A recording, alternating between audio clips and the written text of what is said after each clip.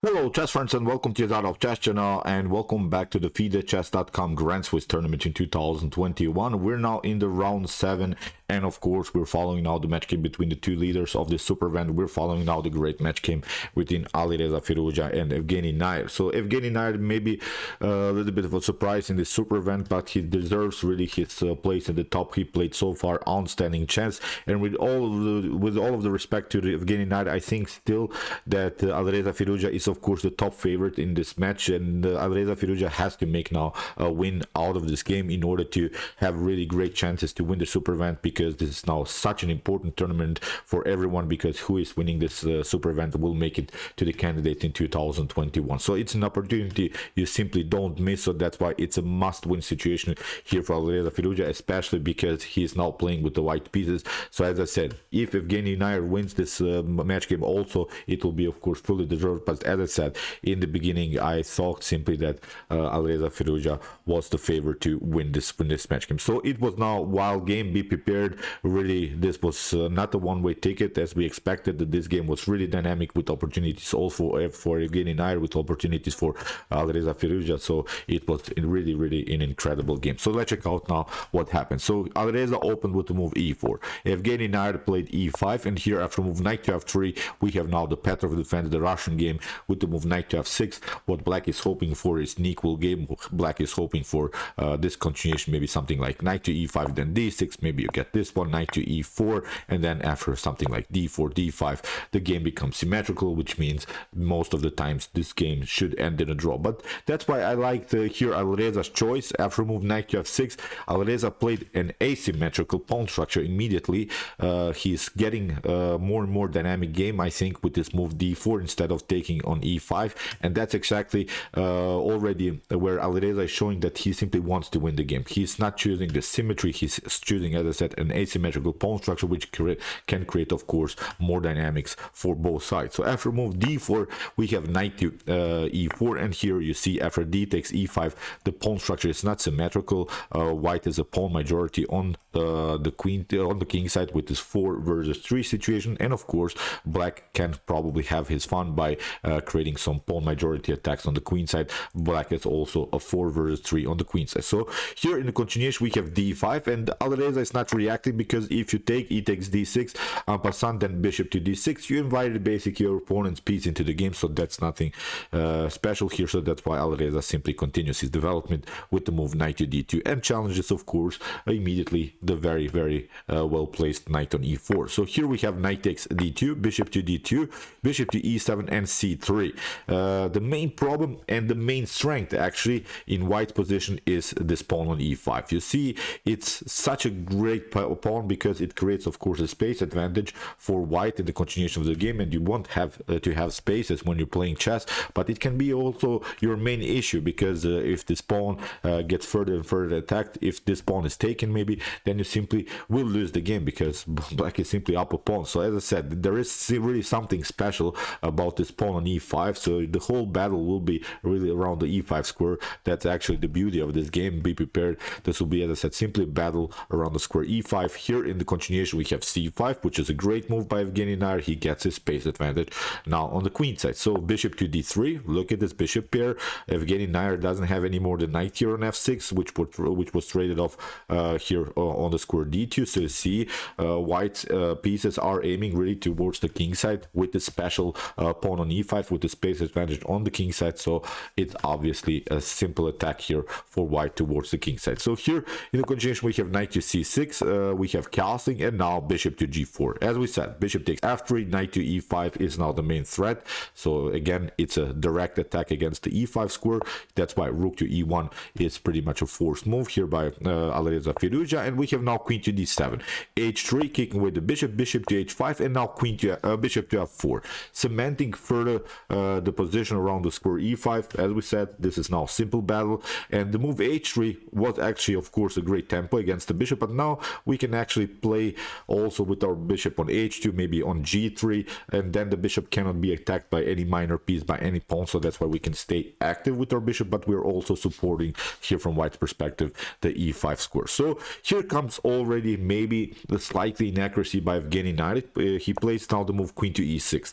The queen on e6 can be actually maybe even kicked away with the potential knight to g5 move. That's why it was maybe a slightly better idea to stay with the queen a little bit further here on the square d7, because you don't have to play a blockade here around the square e6, because I'm not sure if white in any occasion would push simply the pawn on e6, because still the square is very well protected so far. So as I said, queen to e6, you see now in the continuation why it will become a huge positional problem here for Evgeniy Najer, because if you want to maybe play a blockade, never do it with the queen. That's one of the rules I've learned by losing one very important game in my life. I played also a very it seemed to me in the beginning that it's a great blockade with the queen, but actually what you should do when you want to play blockade, maybe a knight maneuver is perfectly fine. Knight to d8, knight to e6, then you have a great blockade, and at least the knight is centralized, but it's also attacking somewhere in the center of the board. So that's why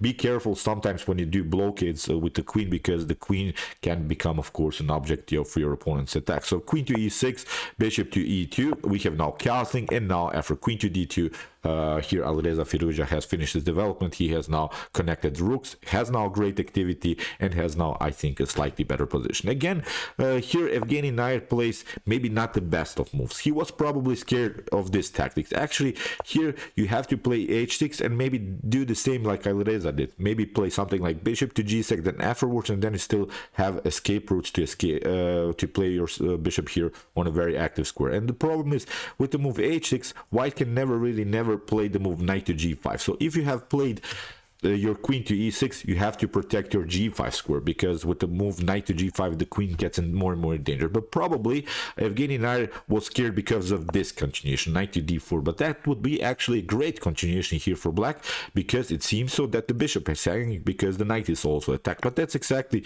what black should do here. So c takes d4. Okay, you have your fun. You can take out the bishop on h5, but we can take now with an immediate intermediate attack against the queen. D takes c3. You have to react. B takes c3, and now with the move d4, I think the game gets more and more simplified. It's not such a bad position anymore here. Rook to b1 can be played maybe to attack, and even if you take here c takes d4, you get simply this simple tactic, bishop to b4, and you lose the rook on e1. So it's something that I think Evgeniy Najer missed. So I think this idea to give up the bishop pair was a perfect idea.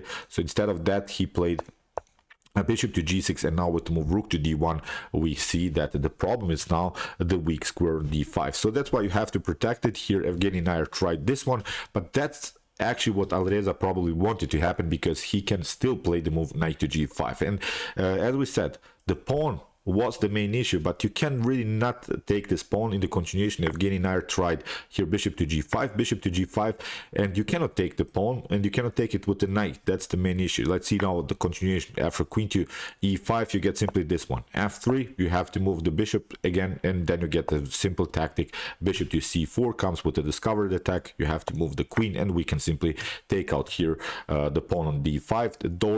Both of these bishops are perfect pieces.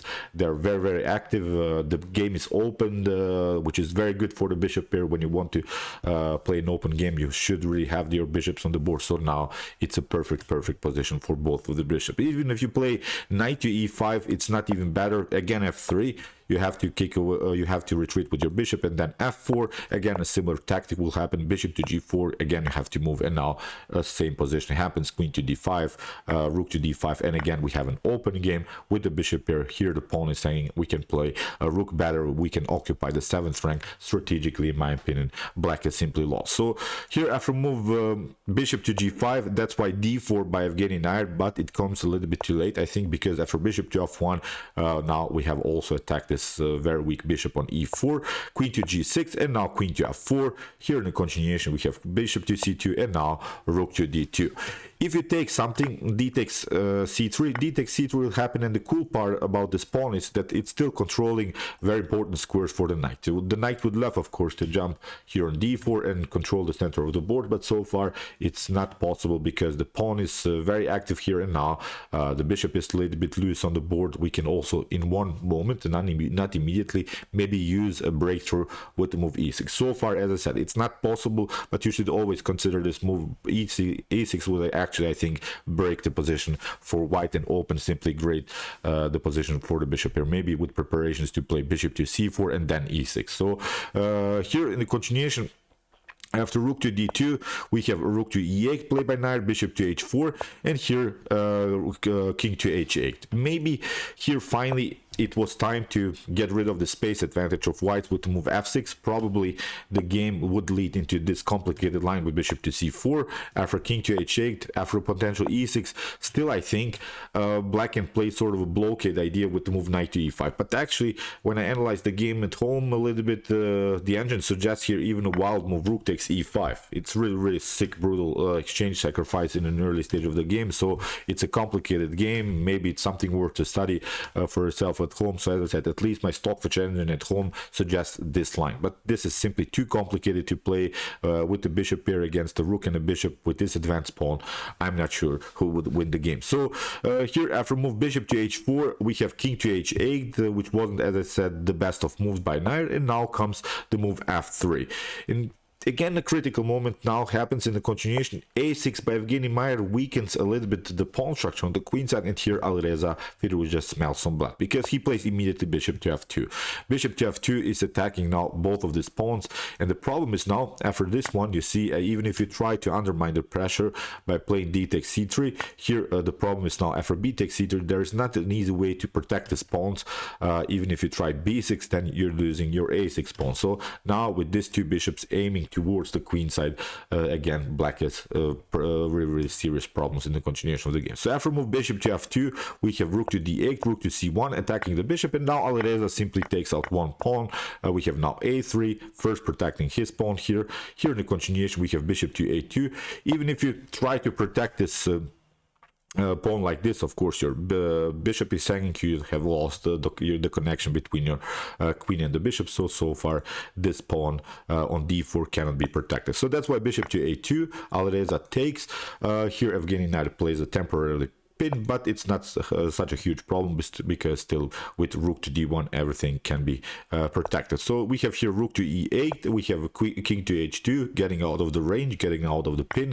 Rook takes d4, rook takes d4, and now after queen to d4, you cannot take here rook to e5 because you get checkmated on the back rank. And everything was pretty much well calculated here by Alireza Firouzja. I think that he saw everything here now on the board, but the problem is now that Alireza has lost already so much time. We're now in the move 32, and Alireza already in the move 25 had only 3 minutes on the clock, which is really wild. I'm not again sure why Alireza is spending so much time. His time management sometimes is so bad because he's getting him unnecessary into some time pressures, because I still think that he's a great tactician. He can calculate this tactics very easily. I've seen blitz games in which Alireza is calculating this great tactical sequences in 10-15 seconds, in 2 seconds he's calculating everything. But sometimes in this classical time format he needs simply too much time, and that's what I simply don't like in Alireza games. As I mentioned also in my previous analysis, I'm such a huge fan of Alireza's game. I really watch him. I really love to watch his games, and I would love that he pushes further the boundaries in chess, because sometimes we see these world records and we simply want these records to be broken. I really wish that Alireza maybe in the near future becomes a world champion in chess, but he needs to take care of his time management, because now he was really low on clock, although he's up a pawn, but now it's not so easy to win this game. Although of course you're up a pawn, but it's not such a clear idea how to win the specific endgame. And here after move g5, rook to d7, we have now b5, rook to d6 again by Alireza, and you see now rook to e5 by Najer. But okay, Alireza takes also one pawn, but again it's not so easy to play the endgame. Here after bishop to c4, Najer plays now very good moves, bishop to c4, b takes c4, and now after move a4, here of course rook to c5. And what Evgeniy Najer is trying now to do is to play c3 and simply split the pawn chain, because the pawns are connected now. So now with the move c3, okay, white continues the game with an extra pawn on the queen side. said, but the problem is now the rook is standing in front of the pawn. If this rook would be on a1 or a2 or a3, if the rook would have been behind the pawn, then it would be a completely winning endgame here for white. But with this structure, it's not so easy to win the endgame. Here in the continuation, rook to b6 was played by Alireza. We have now c3, b takes c3, we have rook to c3, a5, king to g7, and now a6, rook to a3, and here after move king to g3, rook to a2. Now comes, I think, one of the critical moments of this endgame. Alireza plays now a risky f4 move, and in my opinion, it's not the best of moves when it comes to the endgame stage, because this move allows now also Evgeniy Najer to create a pass pawn, because Evgeniy Najer took we have g takes f4, king to f4, and now rook to g2. And you see now the engine gives here equal chances for both sides. I think that two top engines would if two top engines would play this endgame, that the game would end in a draw. But instead of this move f4, rook to c6 is, in my opinion, slightly better, because we're waiting a little bit, we're just delaying moves. What we don't want to do is move our king here, because if now rook to a3 happens, if for instance black stays with its rook on this file, on the a file, in order to protect the potential promotion, of course, on the a file, then we can move up our king. Then we can play king to g4, because the rook is not attacking anymore the g2 pawn. So that's now the most important thing. There is maybe a way here for black to play the game like this. Black can maybe try to stay on the second rank, but now you see you're not protecting anymore the potential progress of the pawn. Now I think with the rook to c7 we can wait a little bit. We're waiting now again a new move, and simply move up the pawn further. So in order to make nothing with the rook, white has to stay calm here, and black has to play several moves. So black can maybe play now h6, but now we're again playing simply rook move. We're waiting black to play now many moves with this pawn. So that's now the most important thing. If f6 happens, of course, then we simply play rook to b7, and then we're moving up the pawn, and maybe in one moment we can march with our king and protect somehow this pawn when it comes maybe on the 7th rank, and then get our rook back on the 2nd rank and try a promotion here on a1. That would be the actual goal of this potential endgame. But here Alireza with the move f4 makes a clarification. I think Evgeniy Najer simply takes, and although here Alireza can march up here with the king, here Evgeniy Najer played the perfect endgame so far, played king here f3, after move a7 he played f2, and here after move rook to b1, Alireza has now to protect the position, because this was necessary. There is not a good way here for Alireza to play a different way, even if you try something else, even if you try here black has to play king to f6 in order to make further progress. The problem is now after potential rook to f1 and king to g5, the problem is now you cannot take this one. You cannot deflect here the rook from the potential promotion, because black will simply take. That's now the main issue of this endgame. Even if you promote, then you get this one.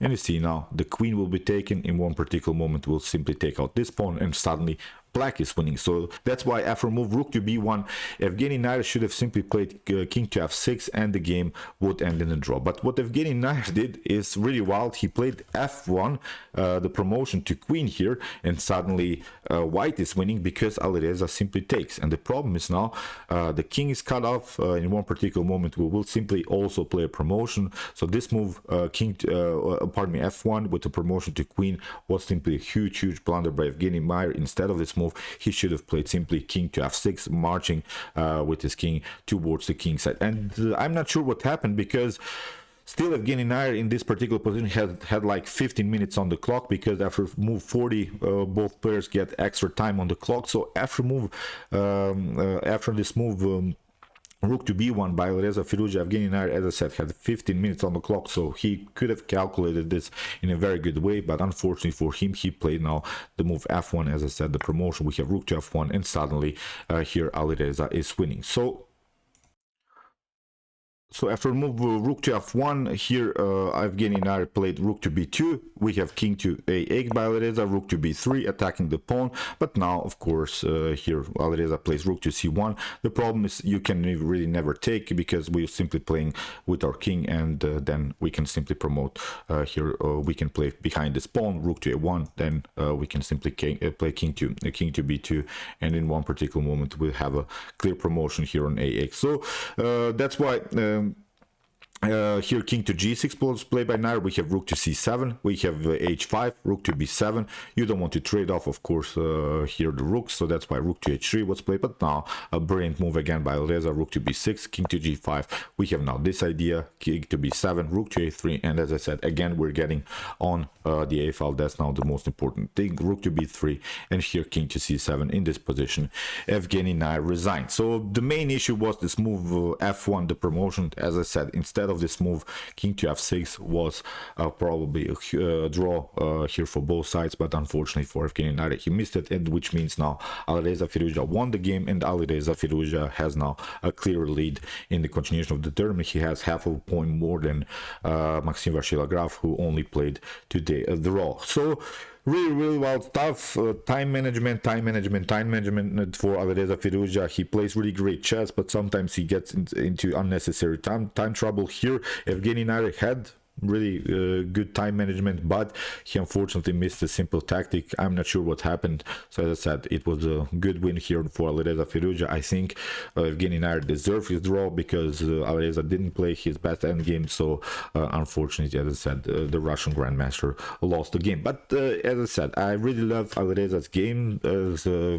It's something that bothers me. As I said, simply with this time management, it's time to make something. This is now a huge opportunity for him. He has to win this super event in order to make it to the candidates.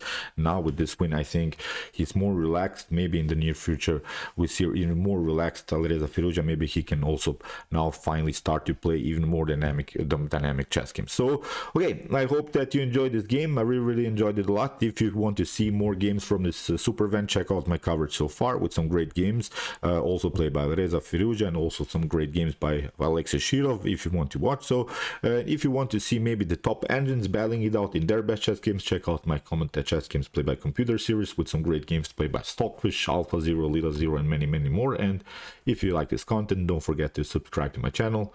See you soon with some more videos, and chess is the best, of course.